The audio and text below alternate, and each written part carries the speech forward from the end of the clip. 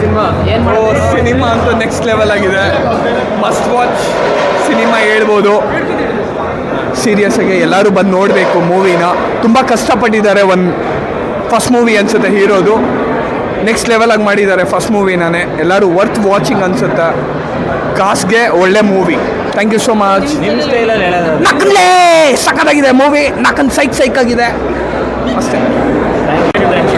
ತುಂಬ ಚೆನ್ನಾಗಿದೆ. ಏನಿಲ್ಲ, ಈಗ ವರ್ಲ್ಡ್ ಆಫ್ ಮೌತಿಂದ ಜನಕ್ಕೆ ರೀಚ್ ಆಗೋದೇ ಓದಿರೋದು. ದಯವಿಟ್ಟು ಎಲ್ಲ ನೋಡಲೇಬೇಕು. ತುಂಬ ಅಂದರೆ ಫಸ್ಟ್ ಟೈಮ್ ಮೂವಿ ಮಾಡಿರೋದಂತ ಏನು ಅನಿಸ್ತಾ ಇಲ್ಲ. ಯಾವುದಕ್ಕೂ ಏನು ಕಮ್ಮಿ ಇಲ್ಲ. ತುಂಬ ಅಂದರೆ ತುಂಬ ಚೆನ್ನಾಗಿದೆ, ನೋಡಲೇಬೇಕು.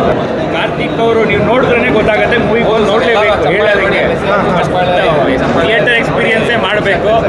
OTT ಅಂತೆಲ್ಲ ಕಾಯೋಂಗಿಲ್ಲ, ಇಲ್ಲೇ ಬಂದು ನೋಡಬೇಕು. ತುಂಬ ಚೆನ್ನಾಗಿದೆ. ಹೀರೋ ಬಗ್ಗೆ ಏನು ಹೇಳೋಂಗೆ ಇಲ್ಲ. ಫಸ್ಟ್ ಟೈಮರ್ ಅಂತಲೇ ಅನಿಸ್ತಾ ಇಲ್ಲ. ಅವ್ರು ಮಾಡಿರೋ ಡೆಡಿಕೇಶನ್ ಅಂತ ತುಂಬ ಹತ್ರದಿಂದ ನೋಡಿದ್ದೀವಿ. ಯಾರಿಗೂ ಕಮ್ಮಿ ಇಲ್ಲ, ಏನಕ್ಕೂ ಕಮ್ಮಿ ಇಲ್ಲ ಅನ್ನೋ ಥರ ತುಂಬ ಚೆನ್ನಾಗಿ ಮಾಡಿದ್ದಾರೆ. ಸ್ಟೋರಿ ತುಂಬ ಚೆನ್ನಾಗಿದೆ. ಡೆಬ್ಯೂಟೆಂಟ್ ಆದ್ರೂ ತುಂಬ ಚೆನ್ನಾಗಿ ಆ್ಯಕ್ಟಿಂಗ್ ಮಾಡಿದ್ದಾರೆ. He's put all of his efforts. I think ಈ ಥರ ಬಾಡಿ, ಈ ಥರ ಲೈಕ್ ಈ ಲೆವೆಲಿಗೆ ಪ್ರಿಪ್ರೇಷನ್ ಕನ್ನಡ ಅಲ್ಲಿ I think is the first one. So he deserves all the support and encouragement. Youth of the state ಅಂದರೆ like whoever you know the political environment around us right now and the societal situations going around, so avrigellargu inspiration agutte. Everybody who wants to live their life on the right path will definitely get inspired by this movie. Cinema ತುಂಬ ಚೆನ್ನಾಗಿದೆ.